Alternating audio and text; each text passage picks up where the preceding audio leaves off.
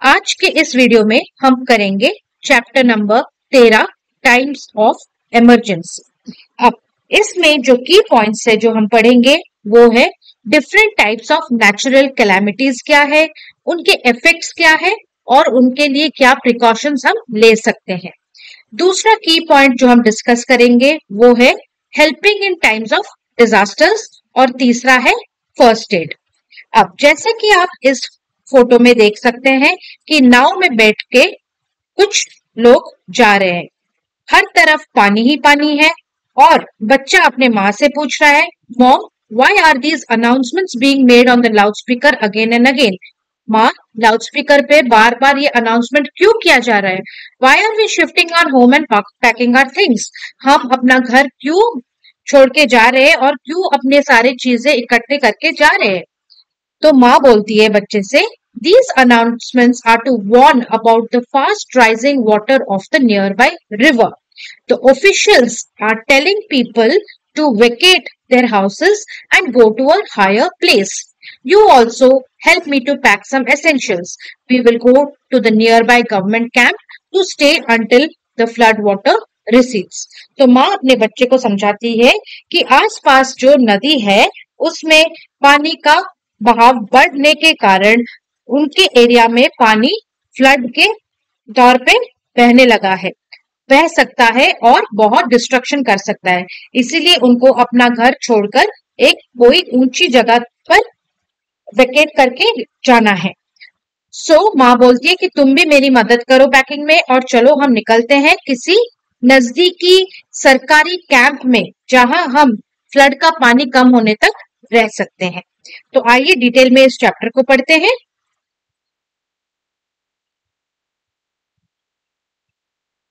An event which causes great damage to life and property is known as natural calamity और disaster. Disaster किसे कहते हैं?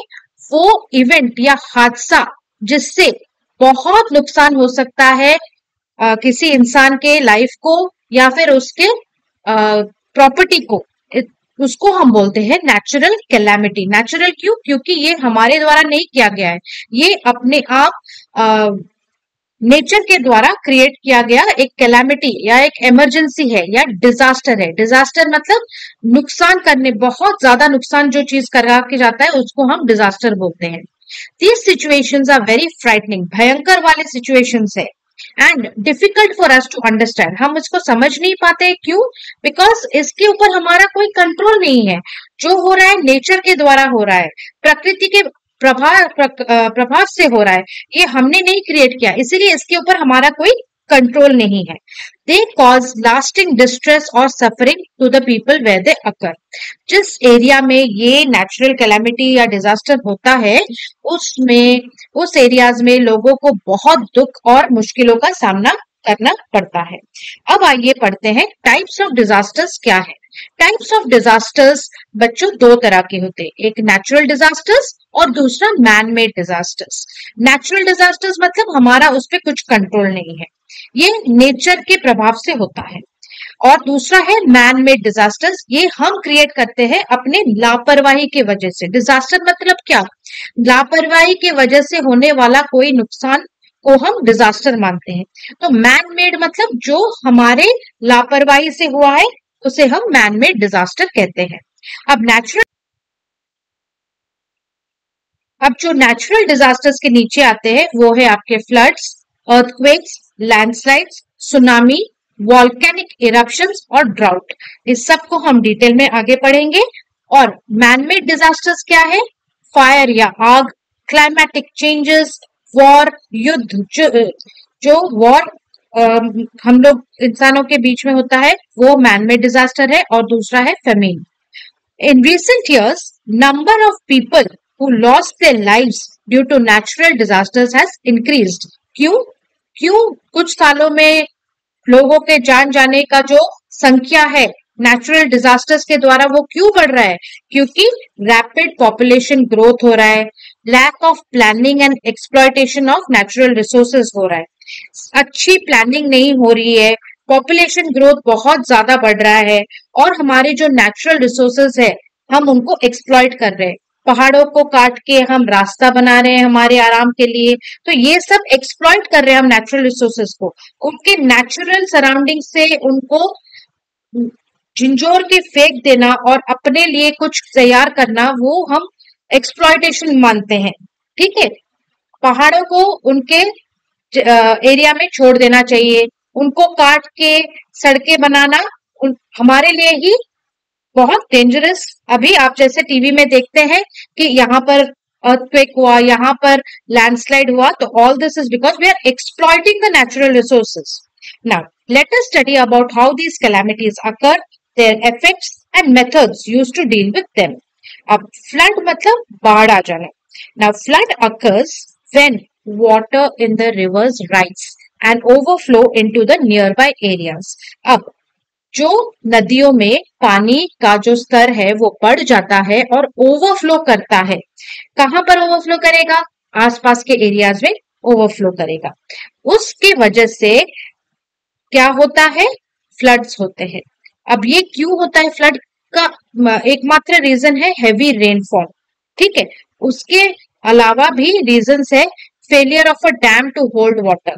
अब dams क्या करते हैं बच्चों? पानी जो बहुत स्पीड से आ रहा है उसको हम डैम के द्वारा रोक सकते हैं, उसकी गति को हम नियंत्रित कर सकते हैं। We can control the flow of the water which is coming at a very fast speed. तो अगर ये फेल हो गया, ये failure of a dam to hold the water अगर ये फेल हो गया, या फिर हैवी रेनफॉल, बहुत ज्यादा बारिश, या फिर एक लैंडस्लाइड या बादल फटने के द्वारा क्लाउड बर्स्ट, तो इन तीन चीजों के द्वारा हमारा फ्लड्स हो सकते हैं। The floods which occur suddenly without any warning are known as flash floods. Flash floods मतलब आग झपकते ही, मतलब हमें कुछ वार्निंग भी नहीं मिलता और बाढ़ हमारे गांव तक पहुंच जाता है, तो इसको हम बोलते हैं फ्लैश फ्लड्स। अब देखिए इस फोटो में कैसे फ्लडेड एरिया दिखा रहा है। इस एरिया में देखिए घर सारे टूट गए हैं। क्यों? क्योंकि आसपास के नदियां पूरा अपने स्तर से ऊपर बहने लगी हैं और नियर बाई एरियाज में आके बहने लगी हैं। इसके वजह से जिन लोगों के घर उस एरिया में है वो फ्लडेड एरिया में आ जाते हैं। Now what are the adverse effects of floods? Flood से क्या बहुत नुकसान हो सकता है? एक है massive soil erosion. Massive means huge, बहुत भारी रकम में। मैसिव सॉइल इरोजन, सॉइल मतलब आपको पता है मिट्टी, अब मिट्टी का इरोजन होना मतलब टूट जाना। मैसिव सॉइल इरोजन होता है। Huge damage to life and property, shortage of food as crops and stored grains get destroyed, contamination of drinking water, मतलब ड्रिंकिंग वाटर में कंटामिनेशन हो जाता है, मतलब प्योर नहीं रहता है वो, उसमें सारे कीटाणु आ जाते हैं। And outbreak of epidemics like diarrhoea, malaria, plague can occur. तो फ्लड के द्वारा क्या क्या होता है बच्चों? देखिए, एक तो मैसिव सॉइल इरोजन होता है, आपका जो मिट्टी है वो इधर उधर हो जाता है। Life and property of people को नुकसान आता है।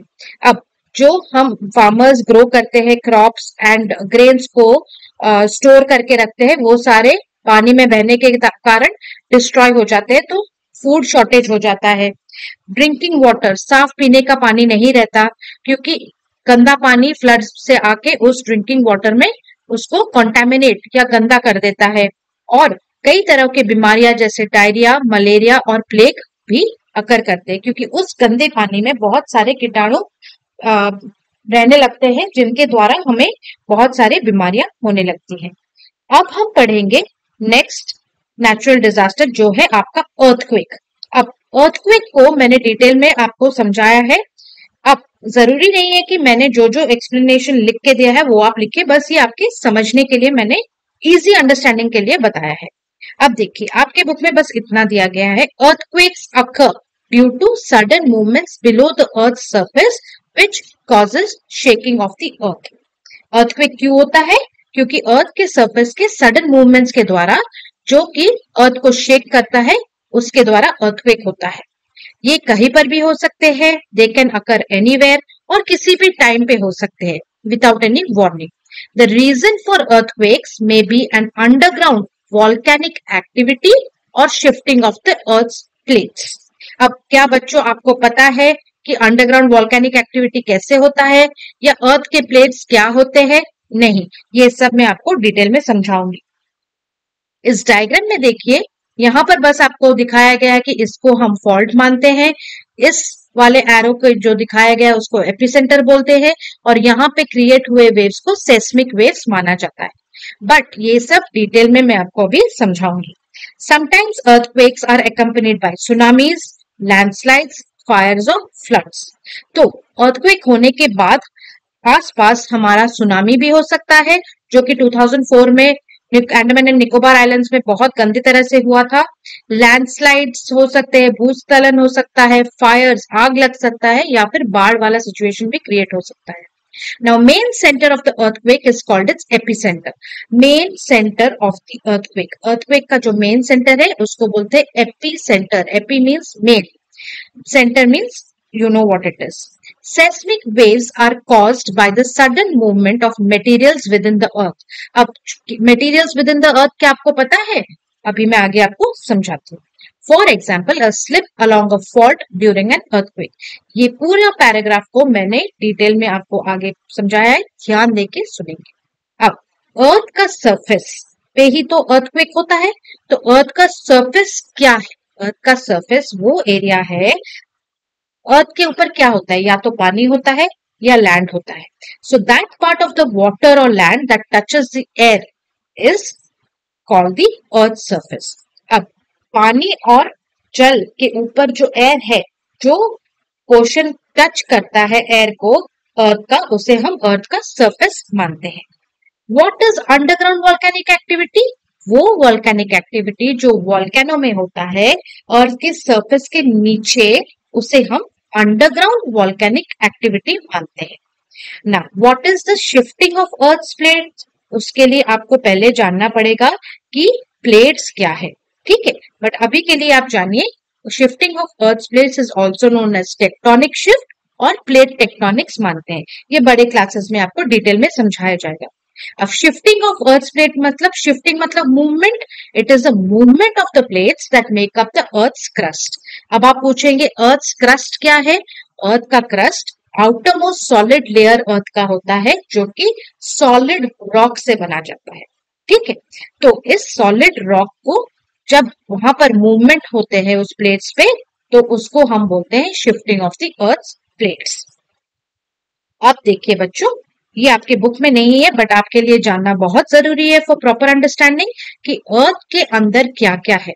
अर्थ के नीचे, सबसे नीचे है एक सॉलिड इनर कोर। ये जो कोर है, ठीक है, ये सॉलिड है, इसमें कोई भी लिक्विड अंश नहीं है। उसके ऊपर वाला एरिया आउटर कोर माना जाता है, एंड उसमें लिक्विड या मोल्टन टाइप के लिक्विड्स है, ठीक है। उसके ऊपर आपका एक लोअर मेंटल है और एक अपर मेंटल है, जो कि थिक एंड सॉलिड है। तो सबसे नीचे वाला आपका सॉलिड, उसके ऊपर आपका मोल्टन या लिक्विड होगा, उसके ऊपर फिर से मेंटल पोर्शन जो है that is also your solid portion, और उसके ऊपर है एक थिन लेयर, जैसे आप देख सकते हैं, उसको हम क्रस्ट मानते हैं, ठीक है। अब वो क्रस्ट देखिए यहाँ पर दिखाया जा रहा है लिथोस्फीयर। लिथोस्फीयर वो एरिया है अर्थ के ऊपर, एयर वाला एरिया, उसको हम लिथोस्फीयर मानते हैं, ठीक है। अब क्रस्ट दो तरह के होते हैं, एक है ओशियनिक क्रस्ट और दूसरा है कॉन्टिनेंटल क्रस्ट। ओशियनिक क्रस्ट से ही हमें पता चल रहा है, ओशियनिक मतलब ओशन, ओशन मतलब पानी, तो अर्थ का सरफेस जो पानी के कांटेक्ट में आ रहा है उसको ओशियनिक क्रस्ट मानते हैं। और कॉन्टिनेंटल क्रस्ट मतलब कॉन्टिनेंट्स जहां पर है मतलब लैंड होगा, तो लैंड जिस पोर्शन के साथ, एयर के साथ कनेक्शन में है, उसको continental crust of the earth माना जाता है। Okay, so these are the 4 areas of your earth crust. अब हम ये क्यों पढ़ रहे हैं? अर्थ आउटर सरफेस जो है ना, वो एक कंटिन्यूअस सरफेस नहीं होता है, उसमें कुछ composed of massive segment, segments मतलब छोटे छोटे टुकड़ों में टेक्टोनिक प्लेट्स जिसको बोलते हैं, वैसे होता है, ठीक है। कंटिन्यूअस फ्लैट रेगुलर सरफेस नहीं है, ठीक है, स्मूथ सरफेस नहीं है। हमारा अर्थ का जो सबसे ऊपर वाला सरफेस है, आउटर सरफेस है, वो कंटिन्यूअस या स्मूथ रेगुलर नहीं है, उसमें थोड़े छेद होते हैं, सेगमेंट्स होते हैं, होल्स होते हैं, जिसको हम बोलते हैं टेक्टोनिक प्लेट्स। टेक्टोनिक प्लेट्स को हम क्यों पढ़ रहे हैं? क्योंकि टेक्टोनिक प्लेट्स के मूवमेंट से ही आपका अर्थक्वेक शुरू होगा। So, tectonic plates are pieces of the Earth's crust अर्थ का क्रस्ट कौन से है? दो है, एक आपका ओशनिक जो कि वाटर के कांटेक्ट में है और दूसरा आपका कॉन्टिनेंटल क्रस्ट है जो कि लैंड के कांटेक्ट में है। सो ये जो टेक्टोनिक प्लेट्स है ये पीसेस ऑफ दिस अर्थ के क्रस्ट के हैं और ये हमेशा बहुत स्लोली मूव कर रहे हैं। अभी भी मैं जब आपसे बात कर रही हूँ तो ये टेक्टोनिक प्लेट्स मूव हो रहे हैं, लेकिन इतना स्लोली मूव होते हैं कि हमें उनका we don't feel the movement of this tectonic plates. Earthquake जब होता है तब हमें पता चलता है कि कितने भारी आकार से ये टेक्टोनिक प्लेट्स मूव हुए हैं जिसके द्वारा अर्थक्वेक हुआ है ना। अब ये एजेस जो है ना ये टेक्टोनिक प्लेट्स के, उनको बोला जाता है फॉल्ट्स। ठीक है, अब टेक्टोनिक प्लेट्स क्यों मूव होते हैं? ऐसे तो रोज धीरे धीरे मूव होते हैं, लेकिन जब अर्थक्वेक होता है तो बहुत fastly they would have moved, because of which the earthquake has been created. Why? Because due to heat transfer from the Earth's core. जैसे मैंने आपको ये डायग्राम में बताया, ये जो सबसे नीचे वाला पोर्शन है आपका ये है कोर। यहाँ पर हीट ट्रांसफर हो रहा है, कहाँ हो रहा है? नीचे से ऊपर की तरफ। ऊपर की तरफ कहाँ हो रहा है? Towards the crust. क्रस्ट के ऊपर क्या है? आपके टेक्टोनिक प्लेट्स है। तो यहाँ से जो नीचे से ऊपर की तरफ आपका हीट ट्रांसफर हो रहा है, that will cause the tectonic plates on the earth's crust to start moving and give rise to your earthquake. ठीक है, इसीलिए हम पढ़ रहे हैं टेक्टोनिक प्लेट्स क्या है और क्यों यहाँ पर हीट ट्रांसफर होने की वजह से हमारा अर्थक्वेक शुरू होता है। अब when to plates pass each other, अब देखिए एजेस ऑफ द प्लेट्स पे उसको हम बोलते हैं फॉल्ट्स। ठीक है, तो जब two plates pass each other the land can shake which can lead to earthquakes in nearby areas. अब एपिसेंटर पढ़ने से पहले I would like to tell you and show you, ये देखिए इस डायग्राम में ये जो आपका टूटा हुआ पोर्शन है ये आपका फॉल्ट है। ठीक है, और ये जो पोर्शन है और दूसरा पोर्शन जो होल के साइड में है इनको हम बोलते हैं एजेस ऑफ द प्लेट्स। अब ये एजेस ऑफ द प्लेट्स दोनों हीट ट्रांसफर नीचे से कोर से तरफ होने के वजह से यहाँ पर आपका अर्थक्वेक हुआ है। Now this is called slip along a fault. It occurs when two blocks of rock slide past each other along a vertical fault. Vertical मतलब ऐसे ऊपर से नीचे की तरफ आपका एक वर्टिकल फॉल्ट हुआ है, मतलब वो प्लेट्स दोनों मूव हुए, इतना भारी स्पीड से मूव हुए कि अर्थ में एक लाइन आ जाता है, अर्थ के क्रस्ट पे एक लाइन आ जाता है। ठीक है, तो इसी को बोलते हैं स्लिप अलोंग अ फॉल्ट। अब हम जानेंगे एपिसेंटर के बारे में।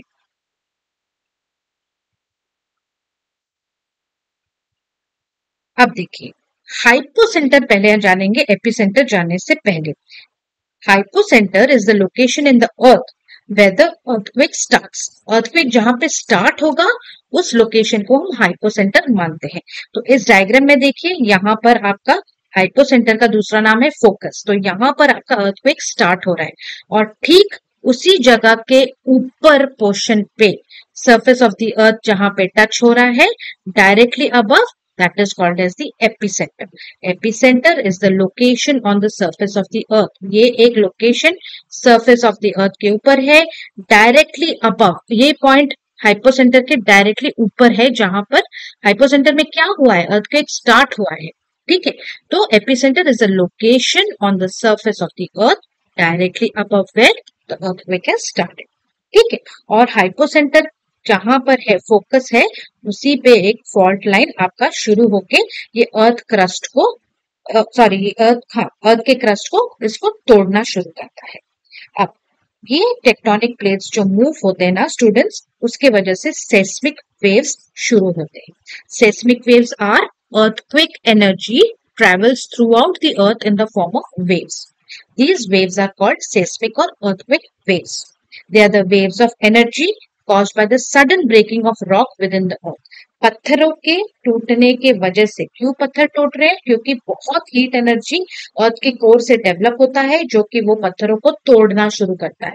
अब पत्थर जब टूटते हैं तो एनर्जी लॉस होता है। जब हीट एनर्जी है ना, बड़े क्लासेस में पढ़ेंगे डिटेल में, एनर्जी इस हीट एनर्जी की वजह से हम वो एनर्जी के वजह से आपके वेव्स क्रिएट होंगे। These waves are called seismic waves in the earth. अब ये seismic waves are caused by earthquakes. It is recorded on seismographs. अब seismograph के द्वारा ये रिकॉर्ड होता है. अब अर्थ के मटेरियल्स क्या क्या है? Mineral. Now, what are the adverse effects of earthquake? Many buildings are destroyed. A lot of people get killed and injured. People lose their money and property. Transport, electricity, water, and communication systems get affected. Affects the mental and emotional health of people. Diseases may spread due to contamination of water. तो earthquake से क्या क्या हो सकता है? Buildings गिर के destroy हो जाती है, लोग मर जाते हैं, उनको जख्म और चोट लग जाते हैं.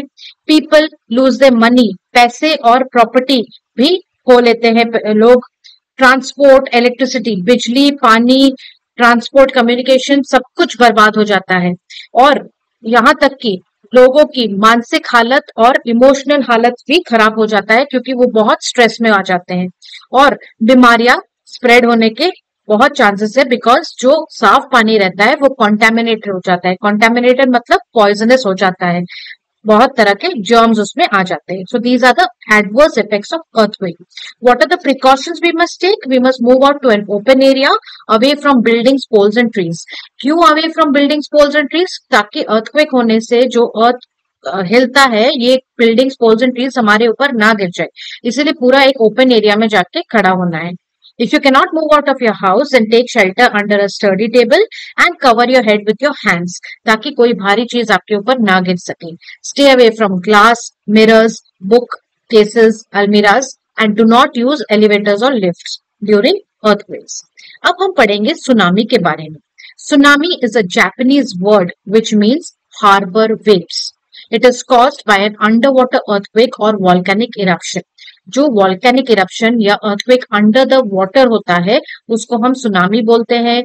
It causes a series of huge ocean waves reaching up to the height of 100 feet along the sea coast. Seismic waves, जो अर्थक्वेक वाले वेव्स थे, उनको हम सेस्मिक वेव्स बोलते हैं. और ये जो अंडर वाटर वेव्स है, उसको हम सुनामी वेव्स बोलते हैं या हार्बर वेव्स बोलते हैं. और इनका हाइट कितना होता है? 100 feet हाइट होता है along the sea coast. They cause devastating loss of life and property. हमारे इंडिया में 2004 में सुनामी आया था, अंडमान निकोबार आइलैंड्स में बहुत बहुत नुकसान हुआ था उसमें. उसके बाद हम पढ़ेंगे ड्राउट्स के बारे में. They are very long dry periods where there is no rain. Ponds, rivers, lakes and other fresh water bodies dry up. अब ड्राउट में क्या होता है? बारिश नहीं होता है बहुत बहुत महीनों तक, और बहुत ही ड्राई हो जाता है जमीन, बंजर जमीन जिसे बोलते हैं. Ponds, rivers, lakes and other fresh water bodies dry up. Land becomes totally dry. अब ड्राई हो जाएगा तो उसमें ना तो खेती बाड़ी की जा सकती है, ना कोई प्लांट्स ग्रो कर सकते हैं. इसके द्वारा क्या होता है? लोग, कैटल एंड अदर एनिमल्स मर जाते हैं, क्योंकि अब जब कोई खेती ही नहीं हो रही है तो क्या खाएंगे लोग? तो due to hunger and thirst they die. ना तो पानी है ना खाना है, तो जो भेड़, बकरी और लोग है, जो जानवर है, वो मर जाते हैं, क्योंकि भूखे मर जाते हैं, प्यासे मर जाते हैं. इफ मॉनसून या rains fails for a few continuous years, it leads to famine. The drought prone areas in India are Rajasthan, Maharashtra, Andhra Pradesh and Orissa.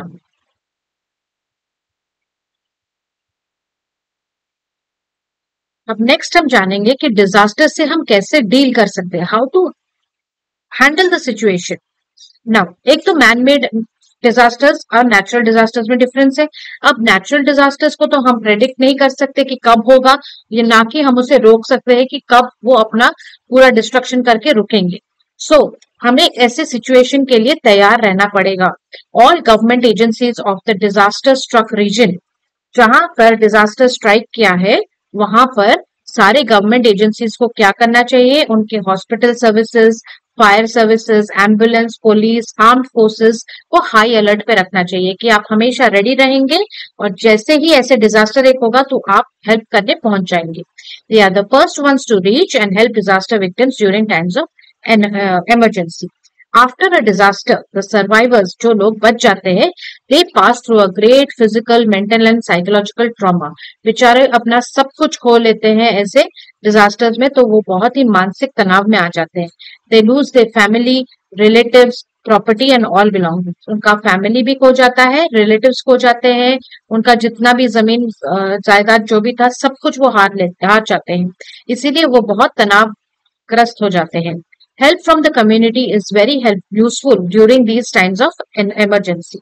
Large scale help is required to clean rubble, rescue people and animals. Rubble क्या है बच्चों? जो buildings गिर जाते हैं ना, ध्वस्त हो जाती हैं, उनसे जो बचा हुआ जो मिट्टी और ईंट पत्थर, उसको हम रबल बोलते हैं। सो इसको हटाने के लिए बहुत ज्यादा स्केल पे, बड़े आकार पे हेल्प चाहिए, मदद चाहिए टू रेस्क्यू, जो पीपल या जानवर, आदमी जो धंस गए हैं जमीन के नीचे, उनको रेस्क्यू करने के लिए, उनके लिए एक टेम्परेरी शेल्टर बनाने के लिए, फर्स्ट एड देने के लिए जो लोग को चोट लग गई है, to restore the water, electricity and communication lines. तो इन सब के लिए लार्ज स्केल हेल्प चाहिए गवर्नमेंट एजेंसीज से। अब गवर्नमेंट एजेंसीज को छोड़कर भी कुछ नॉन गवर्नमेंटल ऑर्गेनाइजेशन है जिनको हम बोलते हैं NGOs, international organisation, charitable groups come forward immediately for rescue and search operations. अब नॉलेजपीडिया में पढ़ेंगे द स्टडी ऑफ अर्थक्वेक को क्या बोलते हैं? Seismology.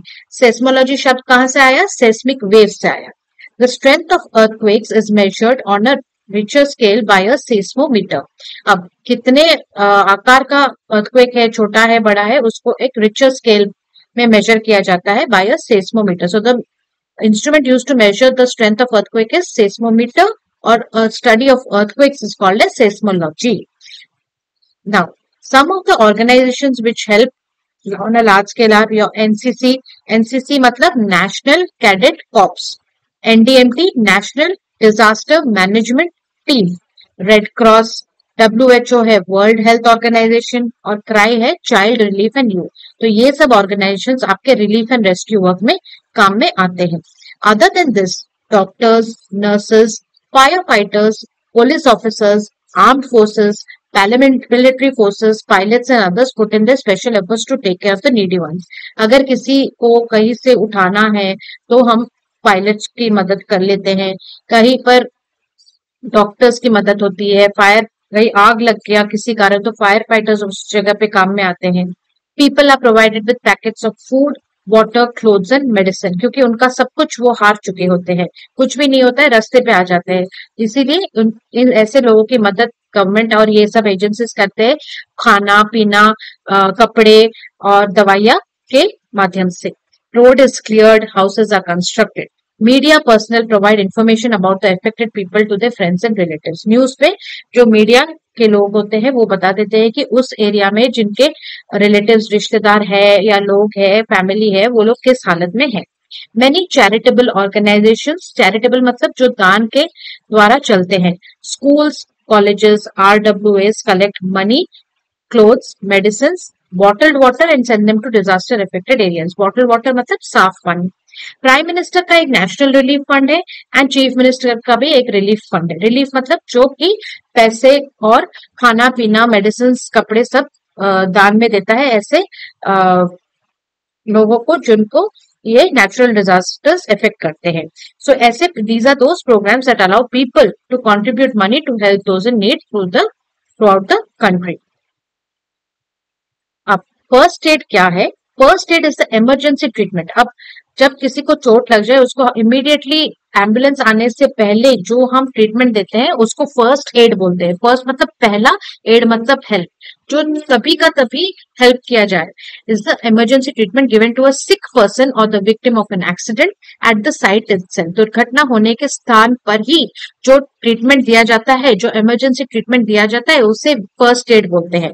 Before medical help becomes available, doctors nurses आने से पहले, एम्बुलेंस पहुंचने से पहले जो ट्रीटमेंट दिया जाता है उसको फर्स्ट एड बोलते हैं। In the absence of immediate medical help, first aid becomes very important. क्यों? क्योंकि वो जान बचा सकता है एंड रिकवरी होने का चांस बढ़ा देगा। Now, what is the ABC of first aid? A, B and C. What does it stand for? A means airway check to prevent choking. अब एक इंसान अगर मर रहा है तो पहले आप चेक करेंगे कि उसके नॉस्ट्रल्स में जो एयर है, ऑक्सीजन है, जा रहा है या नहीं। अगर नहीं जा रहा है तो वो चोक हो सकता है और मर सकता है, तो पहले आप वो चेक करेंगे। उसके बाद उसकी ब्रीदिंग को नॉर्मल करेंगे, फिर आप देखेंगे कि उसका ब्लड सर्कुलेशन ठीक हुआ या नहीं। And what are the things to be kept in case of an emergency? Be calm and alert, हमेशा शांत रहेंगे, अलर्ट रहेंगे, पैनिक नहीं करेंगे। आप अपना हाथ धोएंगे फर्स्ट एड देने से पहले, उसके बाद डॉक्टर को इन्फॉर्म करेंगे एंड एक एम्बुलेंस की अगर जरूरत है तो एम्बुलेंस को बुलाएंगे। अब आपके स्कूल में, घर में, व्हीकल में जहां पर आप ट्रैवल करते हैं वहां पर एक फर्स्ट एड बॉक्स हमेशा रहना जरूरी है। Now let us learn about first aid for different types of accidents. Different types of accidents आपके cuts and scratches हो सकते हैं, minor या छोटे burns हो सकते हैं, sprains हो सकते हैं या fractures हो सकते हैं। अब cuts and scratches के लिए before giving any first aid आप आपका हाथ धोएंगे ताकि कोई infection ना हो। उसके बाद आप जो जहां पर घाव हुआ है आप उसको रिंस करेंगे, मतलब पानी से, क्लीन पानी से धोएंगे ताकि इन्फेक्शन का रिस्क कम हो।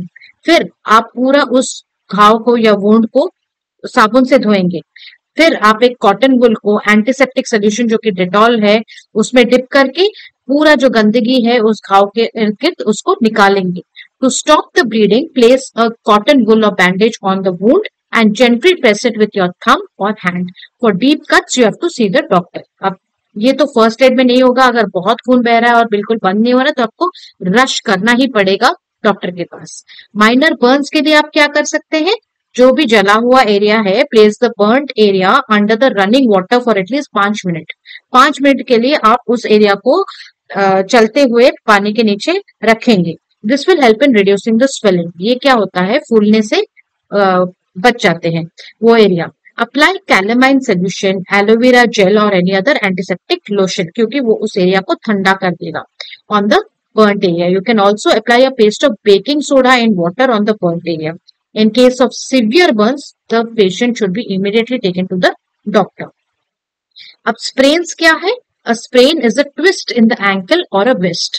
Wrist आपका ये जो हाथ है ये आपका रिस्ट है, तो यहाँ पर भी आपका स्प्रेन हो सकता है, या आपके पैर के पास जो एंकल है वहां पर भी आप स्प्रेन कर सकते हैं। अब ड्यूरिंग स्प्रेन क्या होता है, जहां पर वो एंकल जॉइंट है या रिस्ट का जॉइंट है वो फूल जाता है और पेन कॉज करता है। In such cases keep an ice pack on the affected area till the swelling is reduced. अब फूलना कम होने तक एक आइस पैक देके रखेंगे and we will rub the ointment such as Iodex over the sprained joint. Wrap an elastic bandage around the joint to prevent it from moving. अब ताकि वो हाथ ना हिले तो या पैर ना हिले, आप उसमें एक इलास्टिक बैंडेज बांध के रखेंगे। अब फ्रैक्चर क्या है? फ्रैक्चर एक ब्रोकन बोन है, जो हड्डी टूटी हुई है उसको फ्रैक्चर बोलते हैं, या उसमें अगर एक क्रैक आ जाए बोन में तो वो भी एक फ्रैक्चर कहलाता है। In case of a broken bone we should avoid moving that part of the body. अगर आपका हाथ फ्रैक्चर हो गया तो आपको उस हाथ को नहीं हिलाना है। If a bone in the hand is broken, एक स्लिंग बनाना है। देखिए ये स्लिंग आपके हाथ को सपोर्ट करेगा, डायग्राम में देखिए। And using a triangular cloth, this will prevent the movement and support the arm. Take the patient to the doctor immediately. So we have completed this chapter. Exercises are done for you. ठीक है, आप you will try to do the exercises on your own because you have understood everything in detail in this video. Okay, so first try and then refer to the answers. Answers सब दिए गए हैं except for the answer the following question number 5 मैंने सब समझाया है, इसलिए आप अपने अपने वर्ड्स में इसको लिखेंगे। एंड हॉट्स का भी आंसर मैंने, why should be duck under a heavy table और stand in doorways during an earthquake, मैंने ये आपको समझाया है हेवी टेबल के नीचे, क्योंकि हेवी टेबल ज्यादा जल्दी हिलेगा नहीं और कुछ आपके सर पे नहीं गिरेगा। और stand in doorways during an earthquake because if the building collapses we can rush out of the house immediately, therefore we should stand in doorways during an earthquake. So with this students we come to the end of your chapter.